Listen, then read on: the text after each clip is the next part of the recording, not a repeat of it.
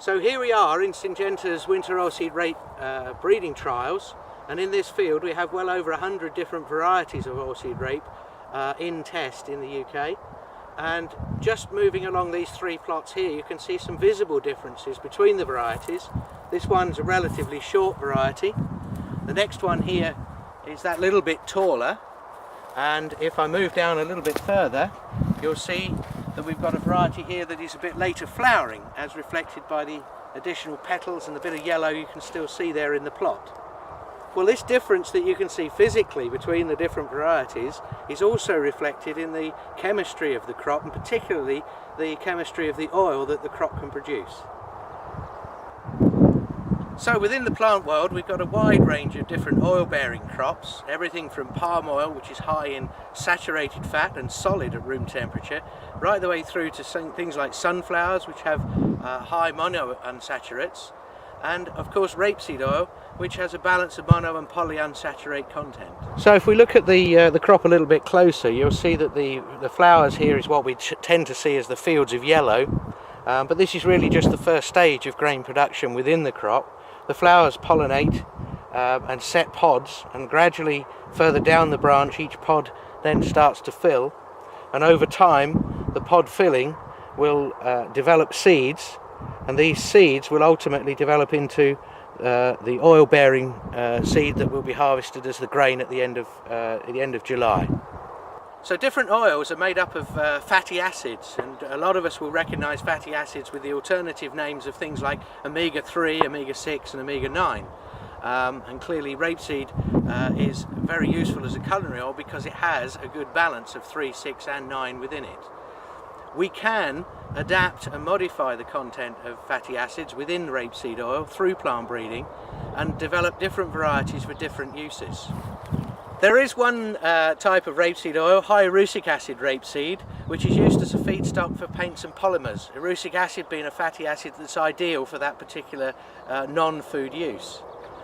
We've also got rapeseed oil that can be used very much for culinary use in high oleic, low linolenic varieties. That's used in industrial frying, where we want to avoid trans fats.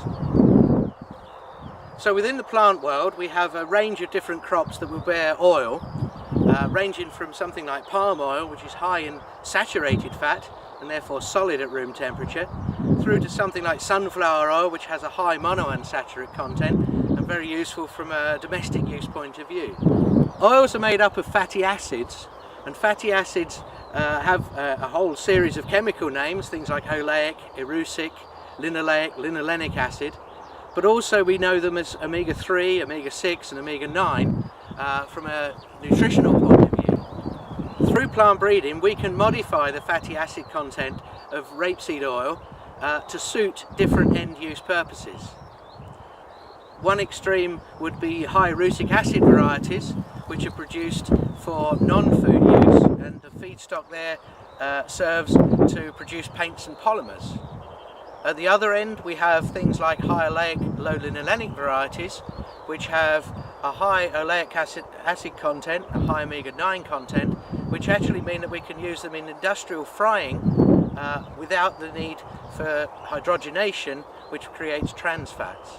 We've also got varieties these days which are high oleic but balanced omega-3 and omega-6, the linoleic and linolenic acid content, and a balance of omega-3 and 6 is a nutritionally preferable combination for use as a culinary oil in a domestic situation.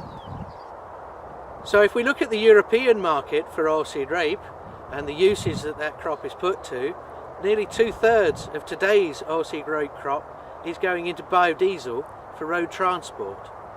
Only 1/3 is actually going into food use. As these end markets become more sophisticated and the demand for biofuels, including road transport but also heating and maybe even aviation fuel, increases in the future, plant breeders are ready to respond to those market demands. So as we've seen, when we see these great big blocks of yellow when they flower in April and May, behind the scenes not everything is the same.